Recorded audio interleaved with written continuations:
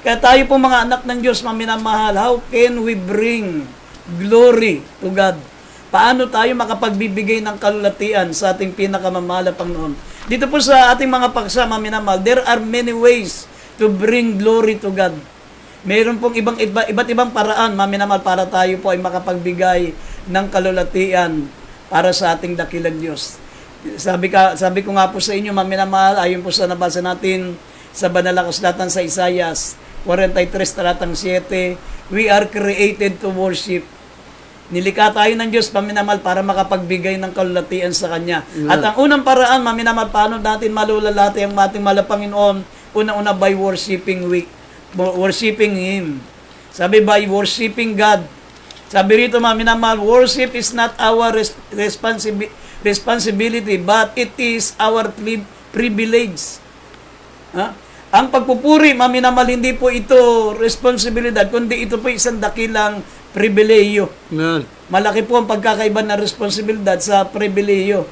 Ibig sabihin ng pribileyo, maminamal, ito po ay talagang tanging karangalan po natin. Hindi ito responsibilidad na tungkulin natin, na ito'y obligasyon natin, hindi po. Ang pagpupuri sa ating pinakamamahal na Panginoon, ito po ay isang pribileyo. Ibig sabihin, isang dakilang kagalakan para sa atin na mga mananampalataya, sapagkat sino tayo na makasalanan, binibigyan ng Diyos, maminamahal, ng kalayaan na makapagpuri sa Kanyang banal na pangalan. Isang dakilang kagalakan para sa atin na tayo po'y nagbibigay ng kalulatian sa Kanyang banal na pangalan. Kaya kung mababasa nyo dito sa 2 Kronika, 2 Kronika 5 talatang 13, maminamahal, kung ano yung ginagawa po natin ngayon dito, tayo po ay umaawit, tayo po ay tumutugtog ng mga trompeta. Sabi, nagpapatunog tayo ng mga cymbals, mga minamahal, mga pakakak, mga simbalo. Sabi rito, ganun po ang ginagawa nila para maluwalhati nila ang ating pinakamamahal na Panginoon sa pamagitan ng pagpupuri. Basahin po natin itong 2 Kronika 5 talatang 13. Dito sa aklat po ng ikalawang mga kronika, kabanatang 5, talatay 13. Sabi dito, nangyari nga ng ang mga nagpapakakak at ang mga awit ay nagkakatugma upang magpatunog ng isang tunog na maririnig sa pagdalangin at pasasalamat sa Panginoon, at ng kanilang itaas ang kanilang tinig na katugma ng mga pakakak at mga simbalo at mga panugtog ng tugtugin, at magsipuri sa Panginoon na magsipagsabi, sapagkat siya ay mabuti, sapagkat ang kanyang kaawaan ay magpakailanman. Na nang magkagayon, ang bahay ay napuno ng ulap sa mga bagay, ang bahay ng Panginoon. Amen. Amen. Yan po, maminamahal, ang nangyari nung sila po ay nagbigay ng kalulatian sa ating pinakamamahal na Panginoon. Sila'y sumamba sa ating pinakamamahal na Panginoon. Sabi rito, itinaas nila ang mga tinig, nakatugma ng mga pakakak at ng mga simbalo, at mga panugtog, mga tugtugin, at sila'y nagsipuri sa mahal na Panginoon at nagsipagsabi, sapagkat siya ay mabuti, sapagkat ang kanyang kaawaan ay magpakailanman. Nang magkagayon, ang bahay ng Panginoon ay napuno ng ulap, sa makatwid bagay ang bahay ng Panginoon, napuno ng glory clouds. Ibig sabihin, bumaba ang kalawalatian ng ating pinakamamahal na Panginoon. Yeah. Kaya nga po, yung pong pagsamba, maminamal, yung pong pagbibigay ng kalawalatian sa ating dakilang Diyos, hindi lamang po yan responsibilidad. Hindi po yan mga minamal obligasyon. Ito po ay pribileyo. Ang ibig sabihin ng pribileyo, ito po isang dakilang karangalan para sa atin yung bigyan ka ng Diyos, mga minamal ng karapatang magpuri. Kasi ang mga anak lang ng Diyos ang binibigyan ng Diyos ng karapatang magpuri sa Kanya. Kaya hindi po ito privilege, hindi po ito minamal responsibility. Hindi ito responsibilidad natin, kundi ito isang dakilang pribileyo. Isang dakilang karangalan para sa atin, sapagkat habang nagpupuri ka sa ating pinakamamahal na Panginoon, lalo kang pagpapalain ng ating dakilang Diyos. Lalo kang mapapalapit sa ating pinakamamahal na Panginoon. Katunayan, pagdating po natin sa langit, wala po tayong ibang gagawin doon, kundi magpuri sa ating dakilang Diyos. Kaya nga sabi rito, that the biggest distraction in worship is yourself. Ang pinakadakilang hadlang, maminamal distraction sa pagsamba natin ay yung ating mga sarili.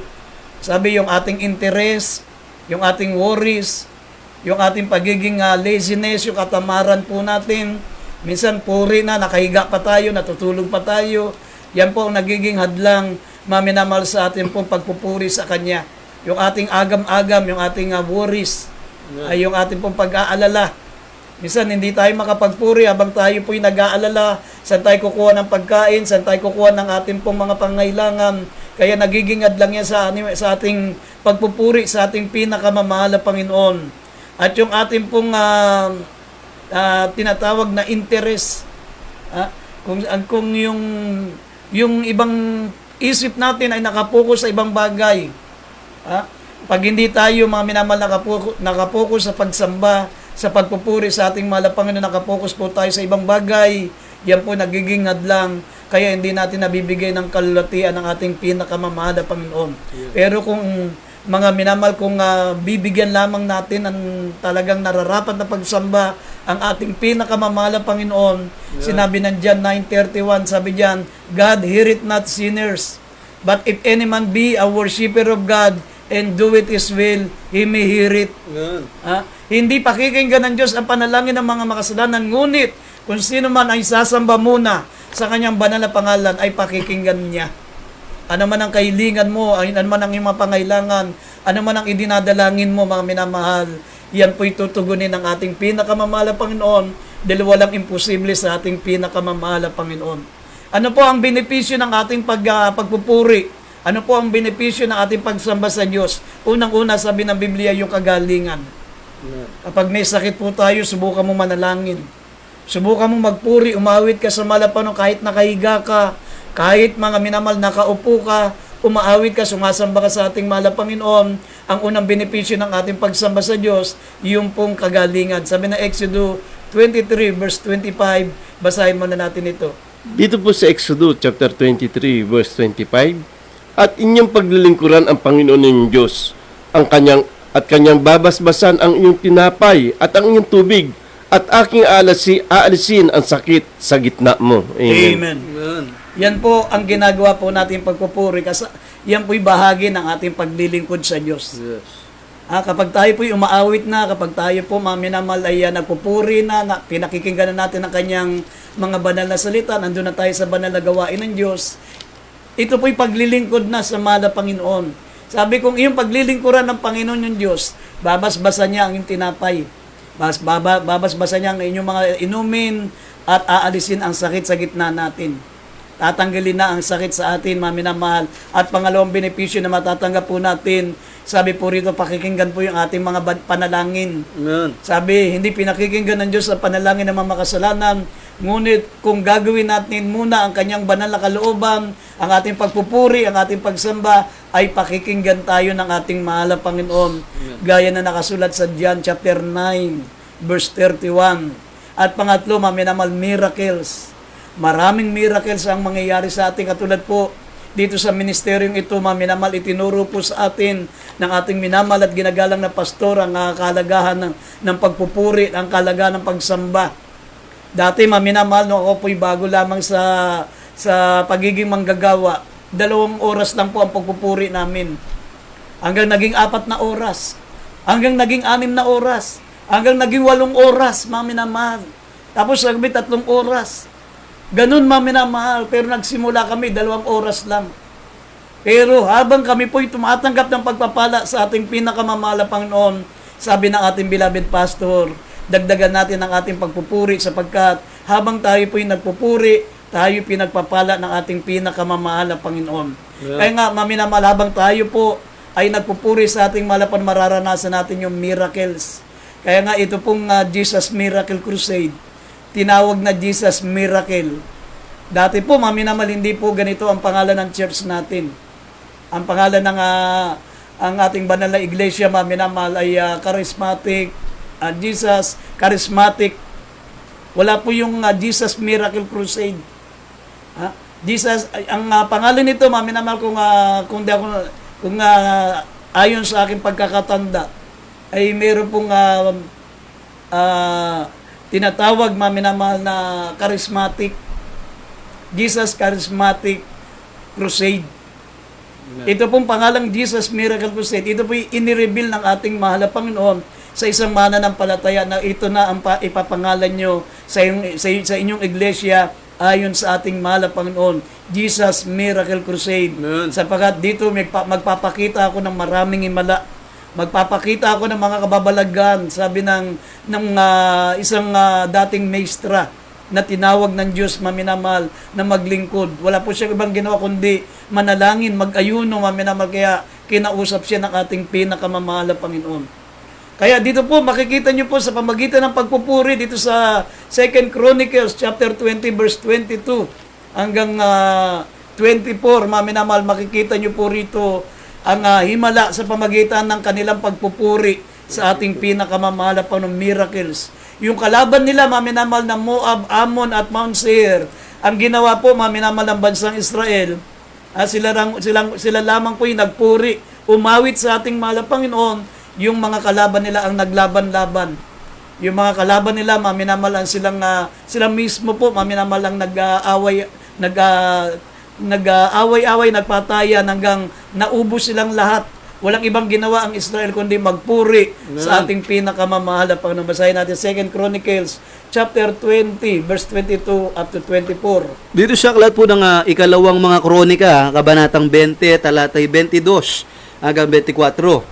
At nang sila'y magpasimulang magsiawit at magsipuri, ang Panginoon ay naglagay ng mga bakay laban sa mga anak ni Ammon, ni Moab, at ng sa bundok ng Seir, na nagsiparoon laban sa Uda, at sila'y nangasugatan. 23, sapagkat ang mga anak ni Ammon at ni Moab ay nagsitayo laban sa mga taga-bundok ng Seir upang lubos na magsipatay at lipunin sila. At nang sila'y makatapos sa mga taga-bundok ng Seir, bawat isa'y tumulong na lumipol sa iba. 24, at nang ang Huda ay dumating sa bantayang muog sa ilang, sila'y nagsitingin sa karamihan at narito, mga bangkay na nangakabuwal sa lupa at walang nakatanan. Amen. Amen. Wala po silang ibang ginawa, maminamahal, kundi magpuri sa ating pinakamamahal na Panginoon. Pero sa panahon natin ngayon, maminamahal, lalong dapat matutunan natin na magpuri. Sabi nga ng Banal na Kasulatan, ang ating pakikipagbaka ay hindi laban sa laman at sa dugo, kundi laban sa pamunuan, laban sa namamahala ng sanlibutan ito, laban sa masamang espiritu. Kaya nga, mas mahalaga sa atin ang pagpupuri ngayon. Kailangan pahalaga natin ang pagpupuri sa ating pinakamamahal na Panginoon. Mga minamahal, ito po ang pinakapanlaban po natin. Kaya po, yan po ang unang sabi ng Biblia, how we can bring glory to God. Paano tayo makapagbibigay ng kalulatian sa ating mahal na Panginoon? Unang-una, sinabi ng Biblia, by worshiping God. Sa pamagitan ng pagsamba. Pangalawa, we bring glory to God by loving other believers. Nakapagbibigay tayo ng kalulatian sa Diyos, maminamal, kapag bawat isa sa atin ay nagkakaroon po ng tinatawag na pagmamahalan. Sabi ng John 13:34 hanggang 35, basahin po muna natin. 13:34 hanggang 35 at Roma 15 talatang 7. Maminamal, kung gusto mo, maminamal, makapagbigay ka ng kalulatian sa mahal na Panginoon, kinakailangan matutunan natin mahalin ang kapwa natin mananampalataya. Kailanman hindi ka makapagbibigay ng kalulatian sa Diyos kung meron kang sama ng loob, kung meron kang galit, at hindi ka marunong magmahal sa kapwa mo mananampalataya. Basahin po natin ang 1:13, 34 hanggang 35. Dito po sa John chapter 13 verse 34 up to 35, isang bagong utos ang sa inyo ibinibigay ko, na kayo mag-ibigan sa isa't isa, na kung paanong inibig ko kayo, ay mag-ibigan naman kayo sa isa't isa. Sa ganito'y makikilala ng lahat ng mga tao na kayo aking mga alagad, kung kayo may pag-ibig sa isa't isa. Amen. Amen.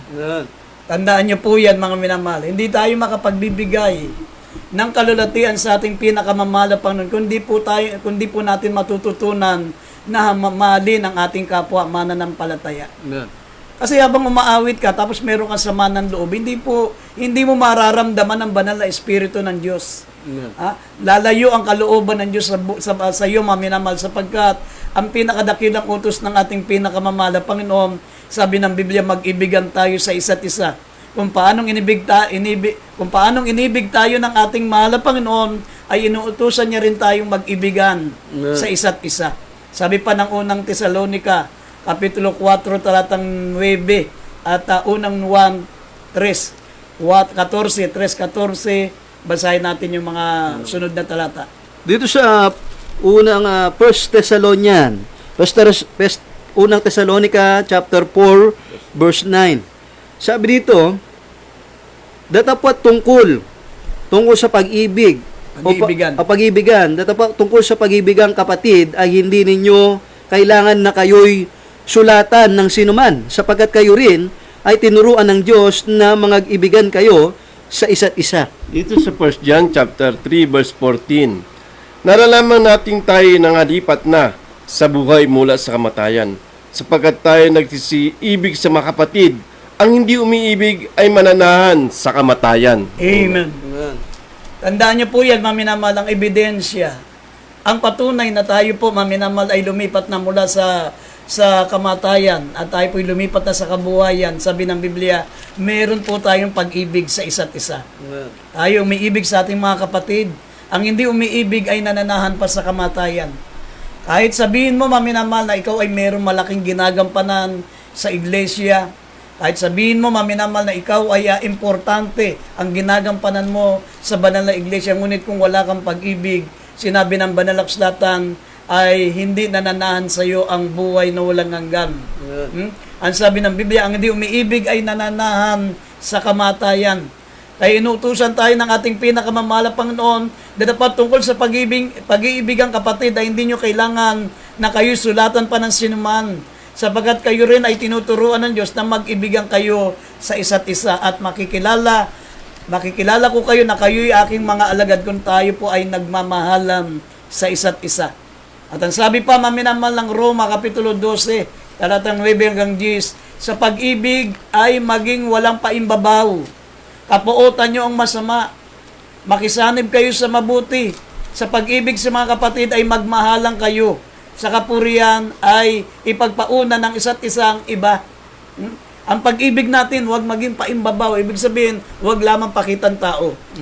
Hindi lamang pong nakikita tayo ng ating kapwa mananampalataya, kunyari tumutulong tayo, kunyari nagbibigay tayo, kunyari maminamahal ay pinakikita ng mabuti ang ating kapwa, ngunit pagtalikod kung anong masasama ang sinasabi natin. Hindi ganun, maminamahal, ang pag-ibig natin ay huwag maging paimbabaw. Sabi po ng banal na kasulatan. At makikilala ng lahat ng tao na tayo po ay mga mananampalataya kung tayo po ay nag-iibigan sa isa't isa. At ang pangatlo, maminamahal, makakapagbigay tayo ng kalatian sa Diyos. Sabi, we bring glory to God by becoming like Christ. Mga minamahal, mitiin natin maging katulad tayo ng ating pinakamamahal na Panginoong Jesucristo. Isa sa katangian ng ating pinakamamahal na Panginoong Jesucristo, mga minamahal, yung pong humility, yung pong pagpapakumbaba, yung pong tinatawag, maminamahal, na pag-ibig, yung mataglayin po natin, maminamahal, yung karakter ng ating pinakamamahal na Panginoon Jesucristo. Kung mababasa natin ang Philippians 2, verse 3 up to 8, mababasa po natin, narito po ang karakter ng ating pinakamamahal na Panginoon. Basahin po natin ang Pilipos 2, 3 hanggang 8. Dito sa Pilipos chapter 2, verse 3 up to 8, na huwag ninyong gawin ng anuman sa pamamagitan ng pagkakampi-kampi o sa pamamagitan ng pagpapalalo, kundi sa kababaan ng pag-iisip na ipalagay ng bawat isa ang iba na lalong mabuti kaysa kanyang sarili. 4, huwag tignan ng bawat isa sa inyo ang kanyang sarili, kundi ang bawat isa naman ay sa iba't iba. Sa 5, magkaroon kayo sa inyo ng pag-iisip na ito'y na kay Kristo Jesus din naman. 6, na siya, bagamat nasa anyong Diyos, ay hindi niya inaring isang bagay na nararapat panangnan ang pagkapantay niya sa Diyos. 7, kundi bagkus hinubad niya ito at nag-anyong alipin na nagitulad sa mga tao. Sa 8, at palibasa ay nasumpungan sa anyong tao, siya'y nagpakababa sa kanyang sarili na nagmasunurin hanggang sa kamatayan. Oo, sa kamatayan sa krus. Amen. Amen. Yan po, maminamalan, dapat taglayin po natin. Sabi, by becoming like Christ. Ang tunay na Kristiyano, maminamal, katulad po ni Kristo. Kaya tayo tinawag na Christian, maminamal, ang tawag po sa atin ay mga mananampalataya, Christian. Ibig sabihin ng Christian, like Christ. Kinakailangan we bring glory to God by becoming like Christ. The way we think, the way we act, the way we feel. Dapat maging katulad tayo ng ating pinakamamahal na Panginoong Kristo, mga minamahal, sa para ng ating pag-iisip.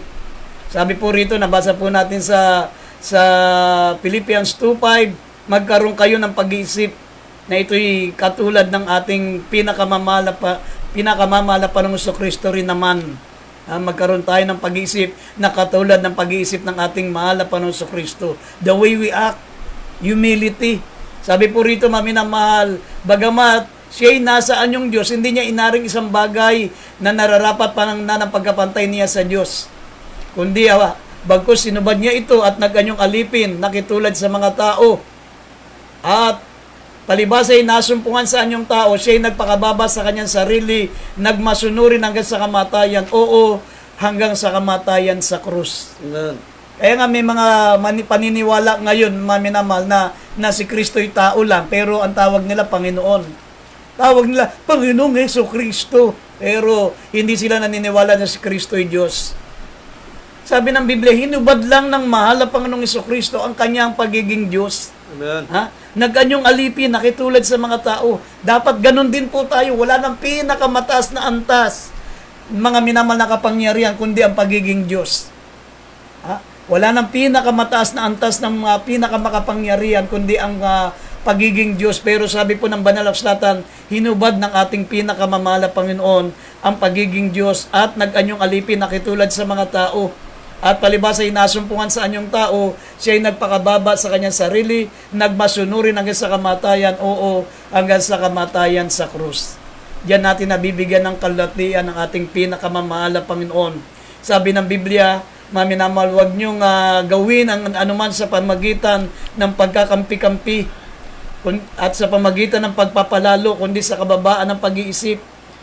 Ipalagay ng bawat isa na lalong mabuti ang iba kaysa sa kanyang sarili.